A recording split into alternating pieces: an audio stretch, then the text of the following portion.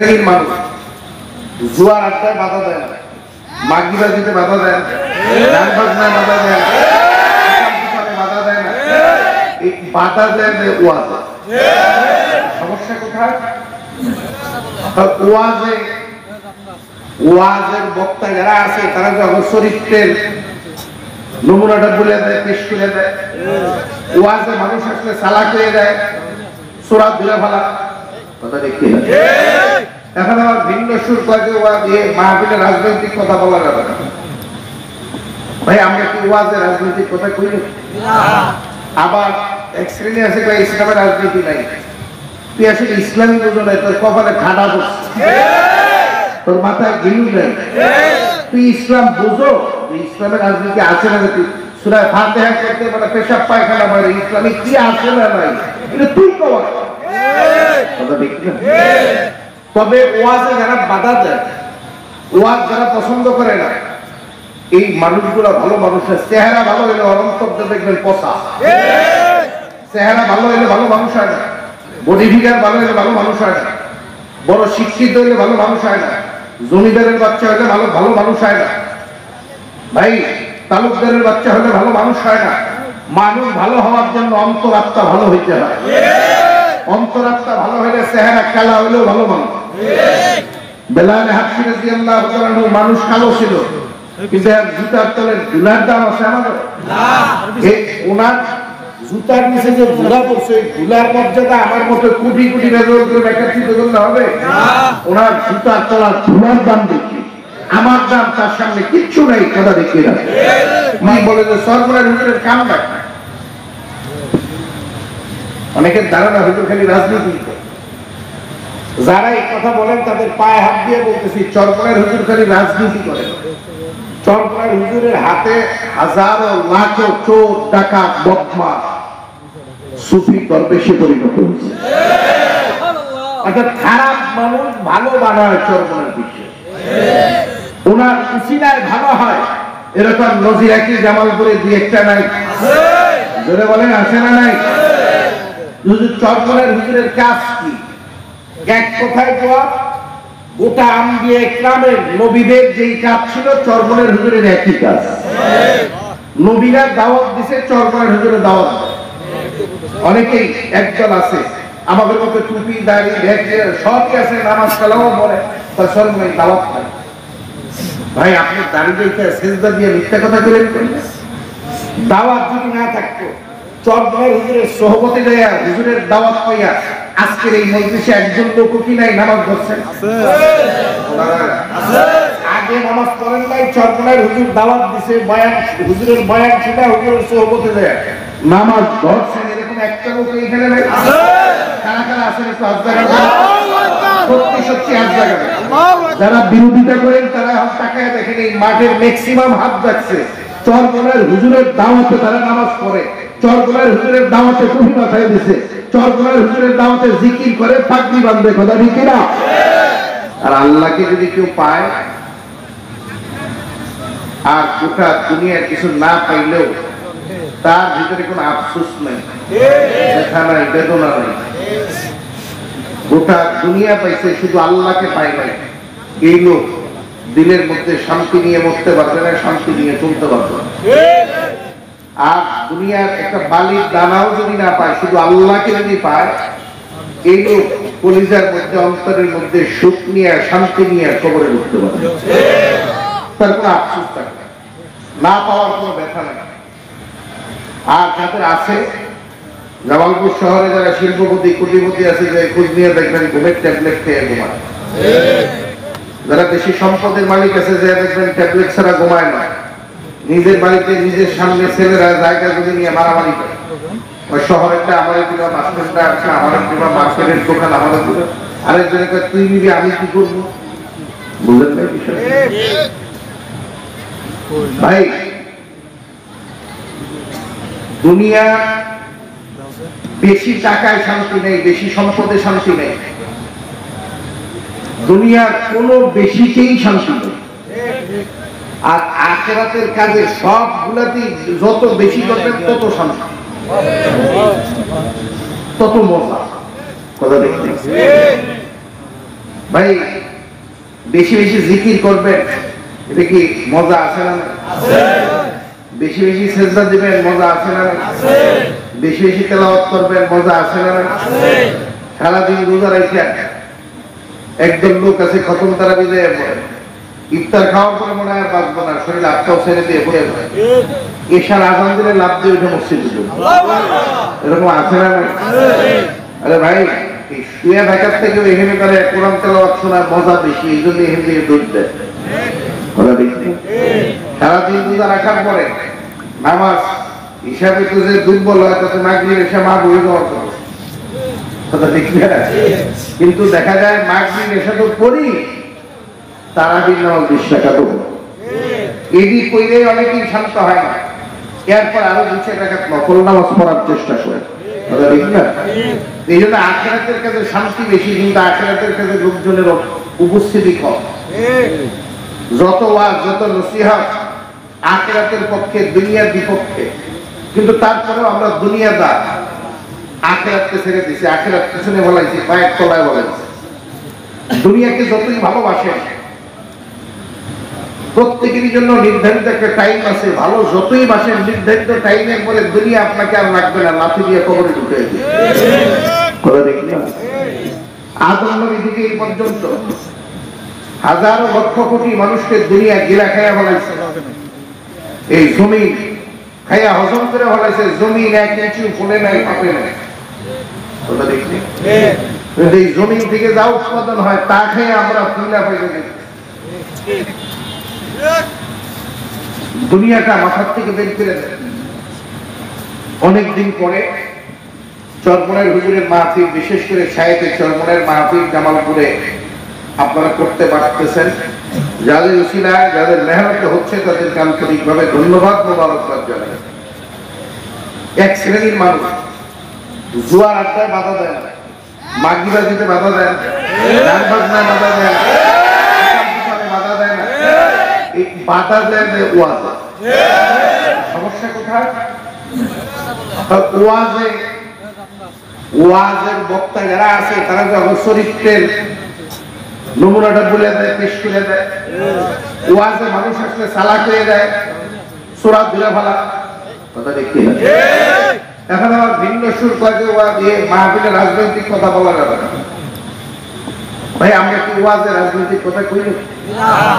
আবার এক শ্রেণী আছে ইসলামের রাজনীতি নাই, তুই আসলে ইসলামী বুঝো নাই, তোর কপালে খাড়া বসছে, তোর মাথায় গিলু নেই, তুই ইসলাম বুঝো, ইসলামের রাজনীতি আছে না? তুই সূরা ফাতিহা করতে বলে পেশাব পায়খানা বাইরে, ইসলামে কি আছে না নাই এটা তুই কওয়া। তবে ওয়াজে যারা বাধা দেয়, ওয়াজ যারা পছন্দ করে না, এই মানুষগুলো ভালো মানুষের চেহারা ভালো হলে অনন্তব্য দেখবেন পচা, চেহারা ভালো হলে ভালো মানুষ হয় না, বডি ফিগার ভালো হলে ভালো মানুষ হয় না, বড় শিক্ষিত হলে ভালো মানুষ হয় না, জমিদারের বাচ্চা হলে ভালো ভালো মানুষ হয় না, ভাই তালুকদারের বাচ্চা হলে ভালো মানুষ হয় না। মানুষ ভালো হওয়ার জন্য অন্তরাত্মা ভালো হইতে হয়, অন্তরাত্মা ভালো হলে চেহারা কালা হলেও ভালো মানুষ। বেলাল হাবশী রাদিয়াল্লাহু তাআলা আনহু মানুষ কালো ছিল, কিন্তু জুতার তলে ধুলার দাম আছে আমাদের না। ওনার জুতার নিচে যে ধুলা পড়ছে, ধুলার মর্যাদা আমার মতো কোটি কোটি বেজল করে ব্যাখ্যাচিত করলে হবে না। ওনার জুতার তলার ধুলার দাম দেখি, আমার দাম তার সামনে কিচ্ছু নাই, কথা দেখি না।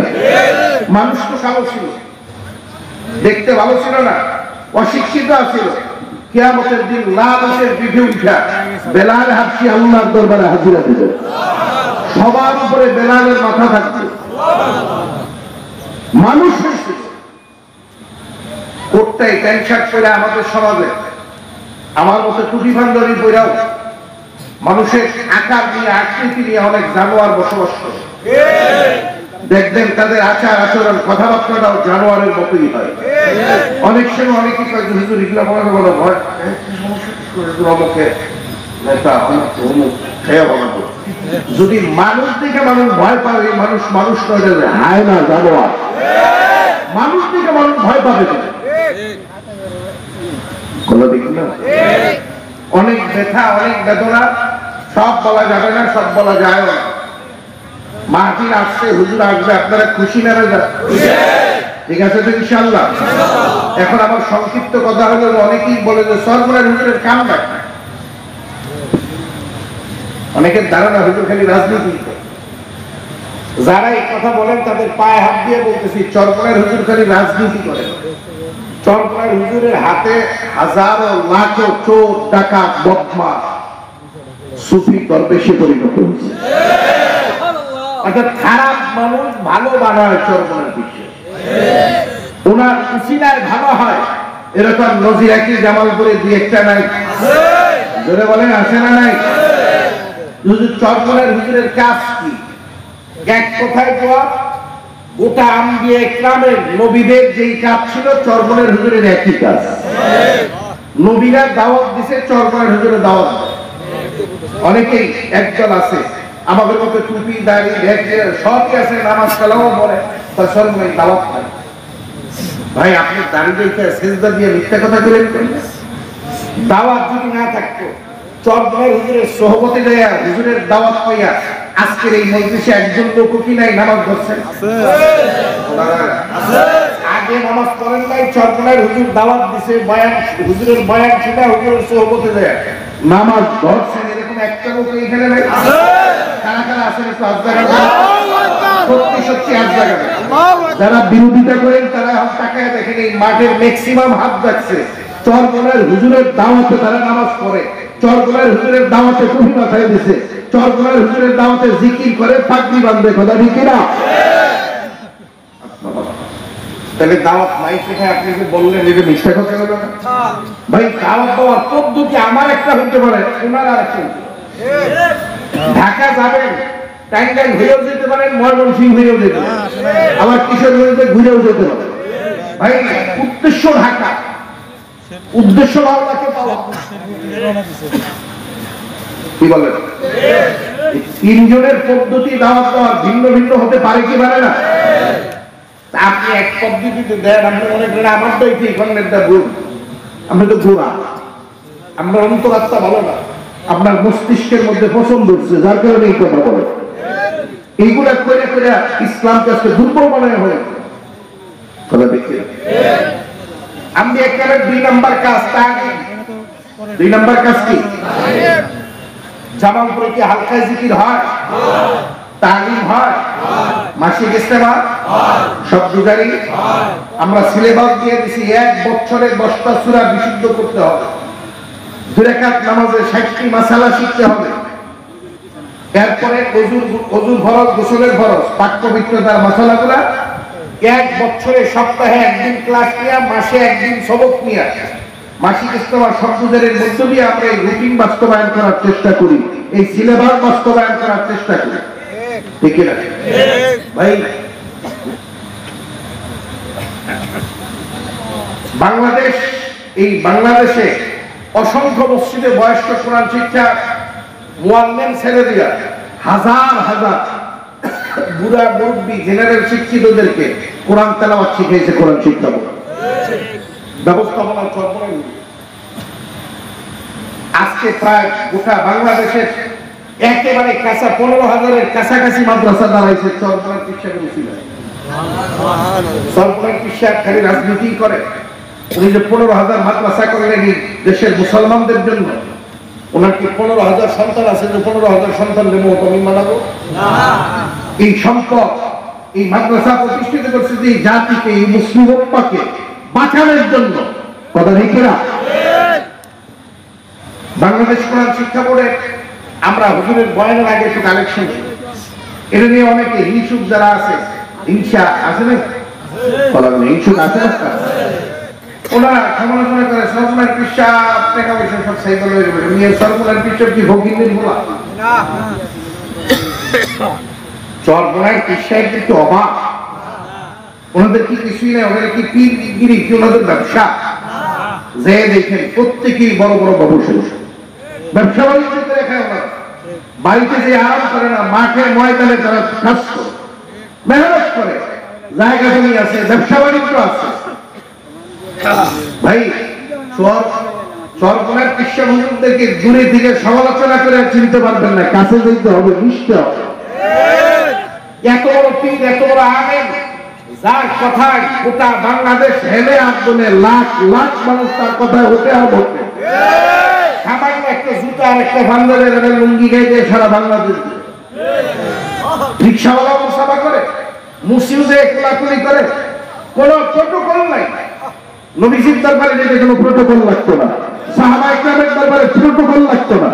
বা এত বড় পিসাব, খুব হাম পান ভাত সামনে করে এগুলাও চর্বনের পীরের মধ্যে নাই।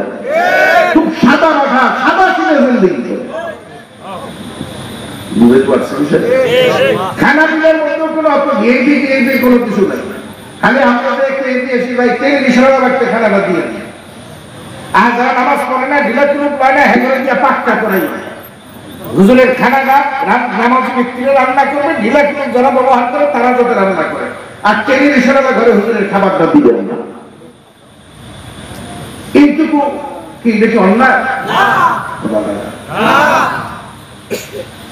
ভাই, বাংলাদেশ কোরআন শিক্ষা বোর্ড গোটা বাংলাদেশে হাজার হাজার মাদ্রাসা নিয়ে চলতেছে।